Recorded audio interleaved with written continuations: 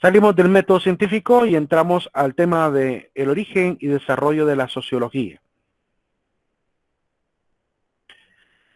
Hablar del concepto de sociología es hablar de muchos otros conceptos.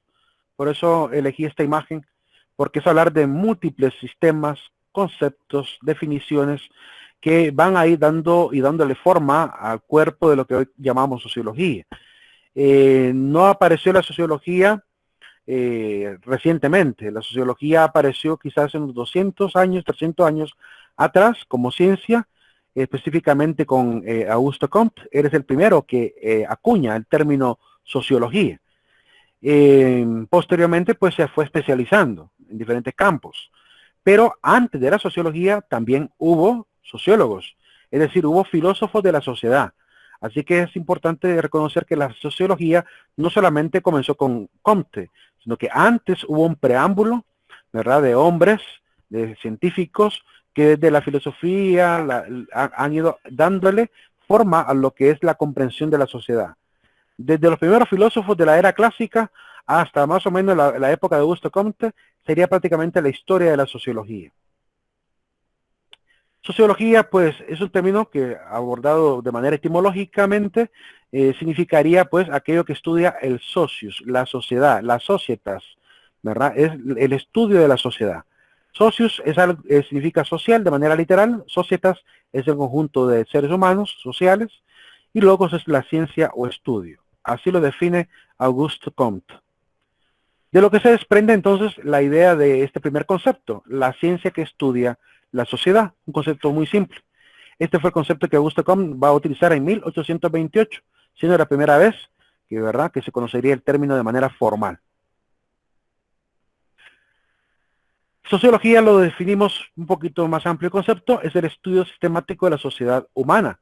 La sociología no consiste solamente en recoger datos acerca de un tema social u otro, también es una toma de conciencia, una manera de pensar y de entender de una forma crítica los fenómenos sociales. De nada sirve hacer investigaciones si no vamos a transformar la sociedad.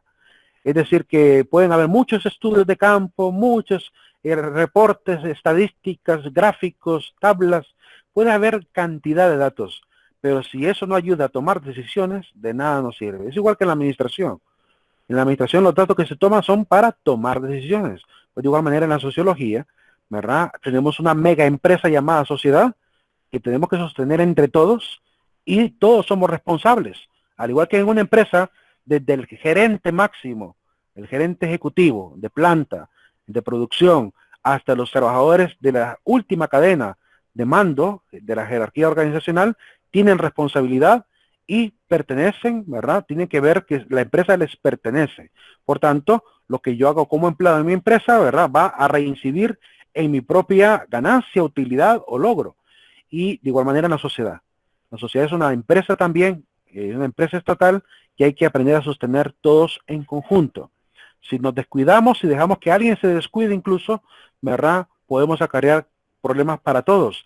Imagínense si no nos preocupamos por los pobres. Si no nos preocupamos por los pobres, ¿qué va a pasar? Tarde o temprano se convertirán en los próximos rateros. Entonces, es una responsabilidad social evidente que nos atañe a todos y no solamente a los sociólogos. Así que hablar de sociología es hablar de cambios, ¿verdad? Si no, de nada sirve hacer sociología. El surgimiento histórico de la sociología, vamos a ver primero cómo fueron los primeros pininos que dio, pues, la reflexión sobre la sociedad. Ahorita solamente vamos a hablar básicamente de cómo se fue dando el fenómeno de la reflexión social. Después veremos a los padres fundadores y por último a los filósofos de la sociedad, que van a servir de preámbulo a la sociología moderna. Si vemos pues, una línea de tiempo, ¿verdad?, de la edad moderna, donde podemos ver el fenómeno de 1700 a 1800, que fue la gran colonización de América, sobre todo durante la época borbónica. Luego de 1800 a 1825 está la colonización de Estados Unidos. Luego de 1850 a 1875 está la colonización de África, ¿verdad?, por medio de los países europeos. Durante estas tres grandes convulsiones que se dan en diferentes lugares de nuestro planeta, también van a ocurrir algunos fenómenos particulares que también tenemos que señalar. Aparece la ilustración, ¿verdad? Como parte del el sello, ¿verdad? De oro que va a tener el siglo XVIII, ¿verdad? El siglo de las luces, aunque tiene sus preámbulos desde el siglo XVII, ¿verdad? En 1600 ya van a aparecer los primeros grandes padres que van a impulsar tarde o temprano este movimiento que se llamará la ilustración. Después viene, bueno, en ese momento aparecen obras como la de Rousseau, el contrato social, que también va a dar una nueva perspectiva de lo que sería el trato social, de lo que va a ser evidentemente la relación entre los que son gobernados y el gobernante, y esto va a originar los primeros intentos de seguir escribiendo en contra del status quo, el estatus donde hay monarcas y vasallos, donde hay súbditos y monarcas. Entonces, para evitar caer nuevamente en la monarquía, empieza esta reflexión, ¿verdad?, sobre si es legal o no es legal que ellos tengan el poder, ¿verdad?, y cómo lograron ese poder y de qué manera los ciudadanos pueden llegar a adquirir algún día ese poder, porque se llegó a la conclusión que no era un poder natural, ¿verdad? El ser rico, el ser rey, el ser monarca, no es algo natural, no se nace siendo monarca, ¿verdad? Lo han venido dando por herencia, pero no es un fenómeno natural. Así lo define Augusto Comte, así lo va a definir Jean-Jacques Rousseau en esta obra del contrato social. Incluso el tema de la propiedad privada, ¿por qué unos tienen más y otros tienen menos? ¿Verdad? ¿Cuándo surgió la propiedad privada? De hecho, Rousseau es el que va a llegar a decir, bueno, lo voy a parafrasear en una forma un poco más humorística, ¿verdad? Llegó a decir que la propiedad privada tuvo su inicio de la siguiente manera. En algún momento de la historia, en algún momento de la prehistoria, algún ser humano tonto dijo, esto es mío, y otro más tonto le creyó. Ahí nace la propiedad privada. Cuando alguien tonto dijo, esto es mío, y alguien más tonto le creyó. Entonces, ahí comienza la gran diferencia, de que uno tiene y el otro no. Tiene que ver también con el tema que va a definir más adelante Gramsci, el famoso filósofo italiano de apellido Gramsci, que él estableció un concepto nuevo, que es la palabra hegemonía. Así que tiene que ver también con la hegemonía de un ciudadano sobre otro, o de un gobierno sobre otro, ¿verdad? O de un continente sobre otro. Entonces, en cierta manera, estos conceptos van a ir transformando la percepción de lo que es el fenómeno social. Después va a morir Adam Smith, que había defendido el capitalismo y establecido el capitalismo, ¿verdad? Y queda el capitalismo como una doctrina económica que muchos van a empezar a imitar. Después viene la Revolución Francesa, ¿verdad? Que evidentemente trajo también la percepción de la necesidad de volver a un estado en el cual hubiera igualdad, fraternidad y libertad. Luego vienen los inventos, ¿verdad? La época de la locomotora de vapor, el primer tren de pasajeros, que van a ir transformando también la fisonomía de las ciudades. Aparece Thomas Malthus, reconociendo que ya cuando hay 1 billón de seres humanos a nivel mundial, pues él considera que ya hay una explosión demográfica peligrosa y anticipa, diciendo lo que puede pasar en el futuro, ¿verdad?, si seguimos creciendo en población. Y de hecho ya lo estamos viendo. Hay países donde hay escasez tremenda, donde no hay agua, donde no hay recursos, donde toca que estar más bien peleándose en un charco de lodo para sacar poca agua para poder supuestamente utilizarla, siquiera para lavar cosas. Ya lo hemos visto en África. En África hay lugares que son así, donde hay escasez. Después viene el invento de la fotografía, ¿verdad? El telégrafo. Comte va a acuñar el concepto de lo que es sociología, ahí a mediados del 1870, de 1840 quizá. Las mujeres sufragistas aparecen también, exigiendo la posibilidad de votar y también ser electas, ¿verdad? Ese va a ser se podría decir un preámbulo a las que serán llamadas las oleadas feministas. Será un preámbulo a este movimiento feminista que ha tenido hasta el día de hoy. Después de las mujeres sufragistas, ha tenido ya 4 oleadas. Estamos en la 4ª oleada. La primera oleada del feminismo es el llamado decimonónico, ¿verdad?, que hace referencia al feminismo. Se le llama decimonónico porque es el siglo XIX, ¿verdad?, decimonoveno. Ya que nona significa noveno, ¿verdad?, o 9, es decimonónico. Y este es el feminismo que va a reivindicar el papel de la mujer en la industria, porque estamos en la época también de la industrialización. Darwin establece su obra El origen de las especies, con el cual va a empezar incluso a meter conceptos que serán utilizados incluso en la sociología. Por ejemplo, el tema del poder de más fuerte, ¿verdad? De cómo un organismo también que no se usa se atrofia y que de igual forma en la sociedad hay que empezar a extirpar también esos cánceres sociales. Por eso van a aparecer las penas de muerte en los estados aún republicanos. Pasteur va a desarrollar también la teoría germinal de enfermedades infecciosas, lo que también va a tener sus primeros análisis de lo que ha pasado con las grandes epidemias, ¿verdad? Y eso va a seguir siendo un tema de que seguir hablando, un tema de hablar hasta el día de hoy. Aparece la Cruz Roja, ¿verdad? Llamando a la solidaridad ciudadana. Se inventa el teléfono cerca ya de 1875 y estamos en plena época industrial, ¿verdad? Esto es lo que está pasando en la edad moderna. Marx va a aparecer también, va a empezar a criticar el sistema capitalista con su obra Das Kapital o El Capital. Además que va a fundar un partido obrero junto con Friedrich Engels, a que llamarán Partido Socialista, ¿verdad? Pero establece además los principios de lo que es el comunismo y socialismo con sus obras. Hace críticas sociales a partir del tema de los materialismos, ¿verdad? El materialismo histórico, por ejemplo, que habla del poder de los más fuertes sobre los más débiles. Va a morir Marx a finales de 1835, ¿verdad? Se inventa la bombilla y aparece la Coca-Cola en 1886, trayendo lo que va a ser más adelante las grandes ciudades, ¿verdad? Y las grandes industrias, las grandes corporaciones. Con Coca-Cola prácticamente se inauguran el nacimiento de las grandes corporaciones que van a terminar controlando en gran medida las sociedades. Ahora vamos a ver qué pasó en el 1900. Evidentemente, entre más cercanos estamos a nuestra época, más datos tenemos, por lo cual puede ser aún más enredado, ¿verdad? Más complejo el análisis sociológico que se puede hacer. Pero también es mejor, porque entre más datos hay, pues más certeza hay de cómo han sido los fenómenos. Vivimos muchas guerras en este siglo, del 1900 al 2000. Hemos visto la Primera Guerra Mundial, hemos visto la Segunda Guerra Mundial. Sí, dime. Creo que hay una compañera que quiere ingresar. Permítame,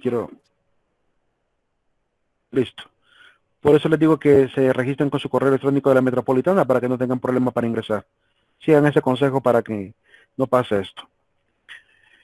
Todos tienen cuenta de correo. Si no lo tienen, lo solicitan con el licenciado Ever para que puedan perfectamente ingresar.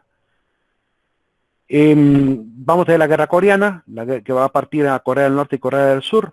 También tenemos la guerra de Vietnam, ¿verdad? Una pérdida para Estados Unidos, pero que también abrió el análisis sociológico. Y la guerra de Afganistán. Después del año 2000, el año 2001, atacan las torres de gemelas y se van a la guerra de Afganistán, que hasta el día de hoy sigue dando de qué hablar. Antes de 1900 se había inventado la radio, el automóvil, ¿verdad? Aparece el primer departamento de sociología en Chicago. Aparece también la primera investigación sociológica de parte del Reino Unido acerca del tema de la pobreza.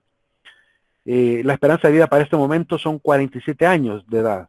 Ahorita estamos a 65 los hombres, 67 las mujeres. Y llegamos antes de esta esperanza actual, estábamos en 75 hasta 80 años de esperanza de vida. ¿Qué ha pasado con la sociedad? Por lo cual primero creció y después bajó. Está pasando con la sociedad. Tenemos que analizar eso personalmente también. ¿Qué tipo de dietas tenemos? ¿Qué tipo de vida llevamos? ¿Qué tipo de aceleración tenemos a nivel de la vida económica? Aparece Durkheim con su estudio acerca del suicidio, ¿verdad? Ahí a finales de 1800, mejor dicho. Aparece también Max Weber hablando acerca de la relación entre capitalismo y protestantismo. Aunque no lo crean, la Iglesia Protestante Europea marcó un antes y un después de lo que sería la industria. Porque si ustedes ven la industria de un católico, bueno, van trabajando con honestidad y todo, ¿verdad? Pero la riqueza, por lo menos en alguna gente que tiene verdadero catolicismo, gente verdaderamente católica, no la gente que va solamente los domingos a misa, gente verdaderamente católica, tiene mucha conciencia social. Por lo cual la riqueza no se acumula tanto en manos católicas como entre las manos evangélicas. ¿Por qué? Porque en el lado evangélico hay una idea de predestinación. Más adelante vamos a ver ese fenómeno. Está el tema de, bueno, aparece el avión también, ¿verdad? Muere Emil Durkheim. Ya había puesto prácticamente los principios del estudio académico de la sociedad por método científico. Aparece la cadena de montaje de Ford transformando la sociedad industrial, ¿verdad?, en una sociedad industrial más acelerada, y esto también trajo la utilización de la mano de obra por un lado, pero también trajo un gran problema, el hecho de la demanda, de que hay más oferta que demanda. Entonces empiezan a aparecer las grandes contaminaciones, ¿verdad? El átomo, ¿verdad?, se descubre antes de 1925. Aparece la Revolución Rusa, que después se transformará en la Revolución Bolchevique, de mano de Vladimir Lenin, ¿verdad?, que es yo creo que el nombre de él es bien complicado, y es Soronovich, no sé cómo es el nombre, cuál es el apellido o el nombre intermedio de Lenin, pero se conoce como Vladimir Lenin, un famoso dirigente del partido bolchevique, que luchan, ¿verdad?, por acabar con, primero la Revolución Rusa era el intento de acabar con la monarquía, y después los bolcheviques para lograr esta especie de dictadura de parte del socialismo. Muere Max Weber, ¿verdad?, ahí antes de 1925. Aparece la Escuela de Frankfurt, que hablaremos más adelante de ella. La Escuela de Frankfurt es la que va a originar lo que hoy llamamos la ideología de género, el negacionismo, esta actitud también de la influencia del marxismo en la cultura, ¿verdad? Hoy por eso la mayoría hablamos de marxismo cultural, como este fenómeno originado con los filósofos de la Escuela de Frankfurt, como Habermas, como Adorno, ¿verdad?, como Horkheimer, ¿verdad?, que son los principales exponentes de esta escuela. Aparece la Gran Depresión, ¿verdad? Después de la Guerra Mundial Primera, pues se genera una situación de pobreza en los países, y eso trae una pérdida económica, pero aún así Estados Unidos logra levantarse y aún así se van a la Segunda Guerra Mundial. Después de la Segunda Guerra Mundial se inventa la tele, ¿verdad? Aparece el primer McDonald's también como parte de la industrialización y la aceleración. A la gente ya no le queda tiempo ni siquiera de cocinar sus alimentos, así que mejor comprar una hamburguesa. El aerosol, que empieza a generar un problema de contaminación también y de apertura de lo que es la capa de ozono, generando más enfermedades. Freud y el psicoanálisis también va a aparecer en este momento como parte de los exponentes, sobre todo por el tema de su influencia en el tema de la sexualidad, ¿verdad?, que eso va a ir transformando también la visión de lo que sería la cultura también. La bomba atómica aparece ahí durante el año de 1945, se lanza la bomba atómica y con eso prácticamente se le da el punto de final, ¿verdad?, a la guerra mundial. Los gobiernos empiezan a tener temor del poder bélico de Estados Unidos, ¿verdad?, así que muchos se van a la rendición después de ver el impacto que tuvo, además que las fronteras de Alemania fueron completamente invadidas tanto por franceses, italianos, rusos y estadounidenses, británicos también. Aparece Konrad Zuse y su primer computador, la Z1, ¿verdad? Con esto aparece pues la primera computadora.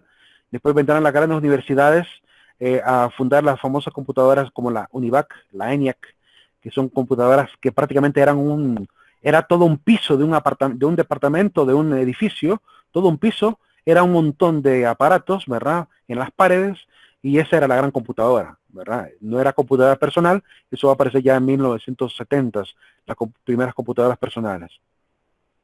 Apareció también la televisión por cable. Después de la Guerra Mundial, pues toca que empezar a distraer al pueblo, ¿verdad?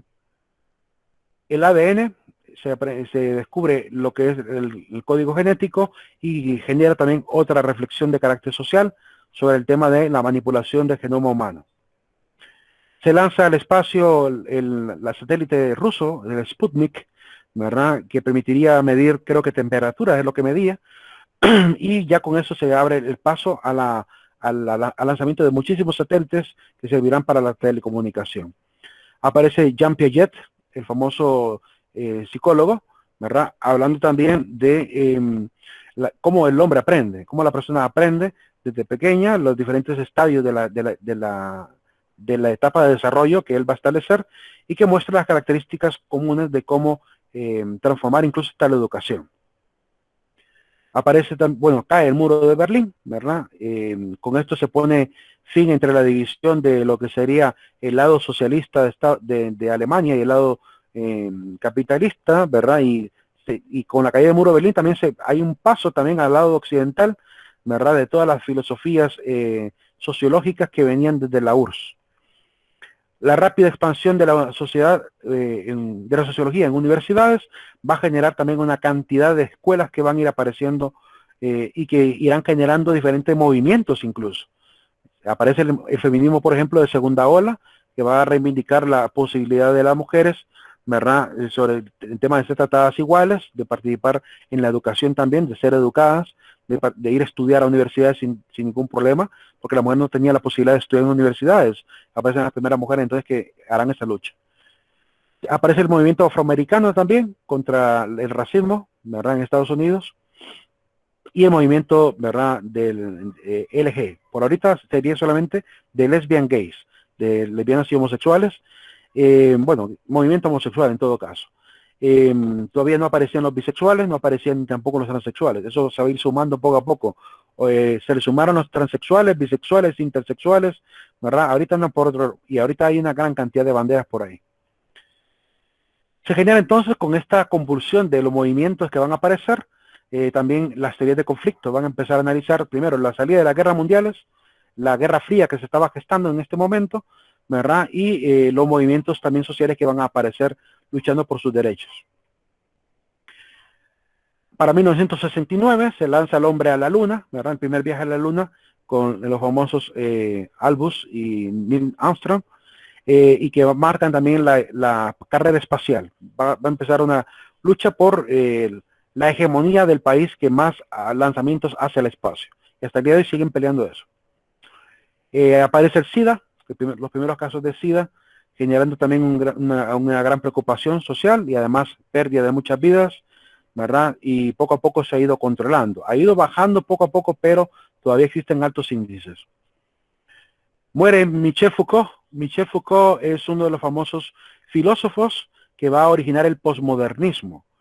Y también que, bueno, que mueve este sistema filosófico a negar todos los estándares anteriormente conseguidos incluso por la ciencia, por la cultura, y empieza a poner en duda todo, a generar prácticamente un nuevo conflicto, ¿verdad? Donde empezarán a negar todo lo que anteriormente se había dicho, ¿verdad? Porque es parte quizá de sistemas opresores y empieza la idea de la lucha, de una supuesta nueva revolución, donde van a luchar contra la opresión. Entonces ahí va a dar origen y pie a que aparezcan diferentes movimientos.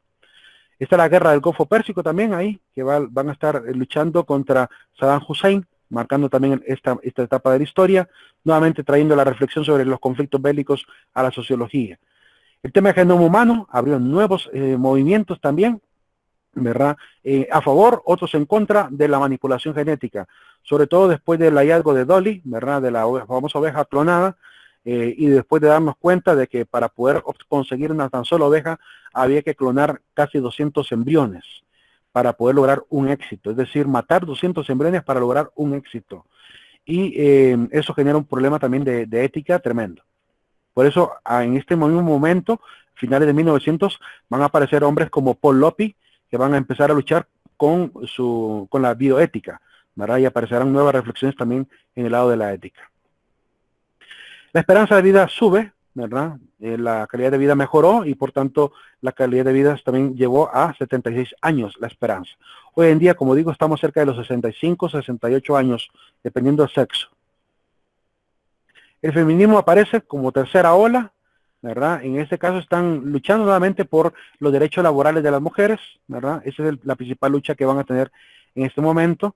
La participación también de la mujer en las políticas sigue siendo parte del llamado, ¿verdad? Y también el tema de estas violencia de género que también se pudo seguir viviendo. Y actualmente pues está lo de la cuarta ola, ¿verdad? Que ya les voy a platicar de eso mucho más adelante. Está lo de World Trade Center, ¿verdad? El 11 de septiembre, que abre la guerra de Afganistán en el año 2001. Hay una revolución, por tanto, de la información de la era tecnológica, desde los años 70 hasta los años 2000. Seguimos en esta evolución tecnológica tremenda que transforma también la forma de trato y de relaciones humanas, que también eso se vuelve parte del interés de reflexión de la sociología. Y aparece también la cuarta ola del feminismo, que está luchando contra lo que algunos llamamos el fantasma del patriarcado, y le llamamos fantasma del patriarcado porque a decir que hoy en día vivimos en un patriarcado nos parece un poco absurdo, debido a una sencilla razón, que las mujeres han llegado a ser tan poderosas como los hombres, si se lo proponen, por lo cual no hay patriarcado. Patriarcado hay donde de repente no hay posibilidad de que la mujer pueda escalar un peldaño del poder. Pero aquí tenemos maestras, tenemos licenciadas, tenemos abogadas, tenemos juezas, tenemos doctoras, tenemos, ¿cómo se llama?, ingenieras, que están dirigiendo empresas incluso, gerentes, mujeres que están al frente de organizaciones, por lo cual ese patriarcado que tanto luchan, ¿verdad?, solamente ha quedado en algunos países. Entiendo, como dice el compañero, que en Corea del Norte todavía existe parte de ese, o tenía ese patriarcado. El patriarcado existió en la Edad Media, era evidente. En la Edad Media sí se pudo observar que el hombre era el único que tomaba las decisiones, la mujer estaba para la cocina o para la crianza de los hijos. Pero en la actualidad no podemos decir eso. Hay mujeres que son tan independientes como se lo propongan. Así que ese patriarcado con el que están luchando me parece muy absurdo. Y están luchando también a favor del aborto. La gran ironía, que siendo feministas luchen por el aborto, cuando en el aborto se produce la muerte de muchísimas mujeres, porque un embrión da a un hombre o da a una mujer, y si se acaba con el embrión o se acaba con el cigoto, con el óvulo fecundado, estamos produciendo la muerte prácticamente de ese ser que se estaba gestando, que ya no era espermatozoide, que ya no era óvulo, sino que era un cigoto de una nueva vida con un ADN y código genético completamente distinto al de la madre. Así que acabar con esa vida en gestación es acabar básicamente con un nuevo ser vivo. Y generando obviamente una nueva polémica en la ética también. Además de la sociología, ataca también la ética. Y no digamos la religión, ¿verdad? Que la religión se opone a no matarás y por tanto la religión también va a poner su granito de arena luchando contra esta ideología que nos parece un poco más asesina. Las anteriores ideologías no estaban tan apegadas al tema del aborto, estaban luchando por las mujeres de verdad. Y hoy en día se ha convencido de que realmente que luchar por la mujer es poder matar al ser gestado en el vientre.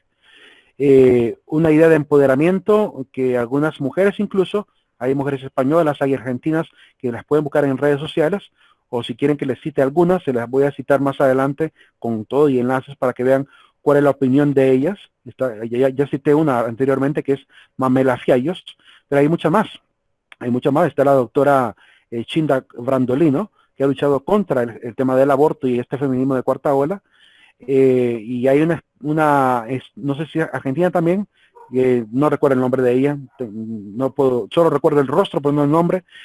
Voy a conseguirles quién es, y que también ha hecho una definición muy clara de lo que es el feminismo actual y por qué eso vuelve un feminismo demasiado absurdo, al grado que está más bien denigrando a la mujer, haciéndola aparecer como una inútil, haciéndola aparecer como que no puede lograr los objetivos por ella misma, sino que tiene que luchar en la calle rompiendo cosas para ganar privilegios, y eso es algo absurdo, porque los privilegios se ganan trabajando, se ganan estudiando, se ganan escalando, se ganan siendo eficiente, eficaz en las empresas, y si eres de valor para la empresa, te van a subir. Y si no estudias, no trabajas y no te esfuerzas, pues no vas a escalar. Esa es la dinámica que tenemos hoy en día. Por lo cual, esta idea de autovictimizarse, lo único vigente y lo único valioso del feminismo de la cuarta ola, que sí hay que sostener, es el hecho del maltrato a la mujer. Es el hecho de que hay mujeres siendo maltratadas, hay mujeres siendo asesinadas, hay mujeres siendo denigradas, por ser mujeres. Eso sí hay que detenerlo, porque sí, evidentemente el machismo existe. El machismo existe tanto como existe el embrismo. Entonces son dos fenómenos con los cuales hay que luchar. Erradicar el embrismo que quita al hombre del camino y quitar el machismo que maltrata a la mujer también. Porque ambas ideologías son enfermizas, ¿verdad? Lo que debemos proponer es igualdad. Igualdad, que ese es el principio de la Revolución Francesa, hay que sostenerlo como doctrina. Igualdad para todos, para hombres y para mujeres. Y que cada uno escale según su capacidad. ¿Verdad? Que eso es lo que andamos pensando, anhelar siempre. Que nos den la oportunidad de que si somos capaces de mostrarlo y subir y escalar y ganar lo que queremos ganar. Pero no andar luchando en la calle pensando que solo rompiendo, manchando paredes vamos a lograr lo que queremos. Porque nunca se ha logrado nada manchando ni destruyendo. Lo que se ha logrado es después de la reflexión. Imagínense que con la guerra mundial que generó Hitler, pretendía mantener un poder. No pudo, se fue a la guerra, mató millones, más de 50 millones de víctimas, entre ellos 6 millones de judíos, ¿verdad? Que logró matar como árabes, rusos, franceses, italianos, ¿verdad? Que van a morir durante esta guerra, y que evidentemente era para sostener una ideología que él tenía, ¿verdad? Es decir, pueden haber muchas víctimas y puede haber mucho pataleo de parte de un político para alcanzar sus objetivos, pero ¿cuándo se generó realmente la reflexión respecto al nazismo o fascismo? Se va a generar en los juicios de Nuremberg. Tiempo después que capturan a todos los líderes nazis, ahí van a condenar el nazismo, van a condenar el fascismo, van a condenar el encarnizamiento terapéutico de las personas porque hacían experimentos con personas. En ese momento aparece la reflexión que necesitamos. Entonces, ¿cómo se cambia la sociedad? Con la reflexión, con el diálogo, pero el diálogo sensato, diálogo abierto, diálogo capaz de también ceder, porque no solamente es la capacidad de juzgar a todos como que todos fueran criminales. En Nuremberg se les dio un juicio justo y a los que eran culpables fueron a la horca y a los que no, los liberaron. Y a otros solamente les dieron cárcel por haber participado en el régimen, aunque por obligación. Es decir, que pagaron parte del apoyo por los crímenes cometidos y otros salieron completamente ilesos. Es decir, que se determinó que habían apoyado el régimen por verdadero temor y miedo y terminaron siendo ilesos. Es decir, no los condenaron, ¿verdad? Entonces, eso es lo que debe haber, sensatez. Porque si perdemos la sensatez en esta sociedad, generamos muchas convulsiones que terminan víctimas y no va a generar nada. Miren que el feminismo de cuarta ola hablaba tanto de patriarcado en Argentina, que hoy en día ya hay un grupo de choque llamado el patriarcado. Es decir, que ya apareció un grupo de hombres que se hacen llamar patriarcas y que hoy en día sí están queriendo, ¿verdad?, que cuando aparezca un movimiento feminista, ir a hacerle frente. ¿Qué va a suceder? Eso puede generar tarde o temprano una guerra civil entre mujeres y hombres y ya sabemos quién puede llegar a perder en una batalla como esa. Por la condición física, también por la experiencia estratégica en batallas y en todo. Pues recuerden que los hombres han pasado toda su niñez jugando videojuegos de guerra. Entonces, en cuestión estratégica, los hombres podrían tener una ventaja, porque prácticamente fueron educados con juegos de video para la guerra. Y la mujer no ha tenido esa experiencia, muy pocas mujeres juegan videojuegos. Y créanme, en los videojuegos hay estrategia militar, aunque no lo crean. Hay estrategia militar, está metida en la ideología. Entonces, tarde o temprano eso puede generar problemas terribles en la sociedad. Entonces tenemos que aprender a mantener un poco la calma y empezar a ser más sensatos ante estos movimientos que han surgido novedosos, ¿verdad? Para poder tener verdadero criterio, verdadera madurez y sobre todo verdadero profesionalismo para ver cada uno de estos fenómenos y con la mayor objetividad posible. Y aparece obviamente el impacto del feminismo, en eso estamos ahorita. Ahorita de qué están hablando los sociólogos, feminismo y LGBT. Son las dos grandes ideas, la ideología de género y el feminismo. Son los dos grandes temas ahorita, ¿verdad? Que se está viendo en boga en las redes sociales sobre todo.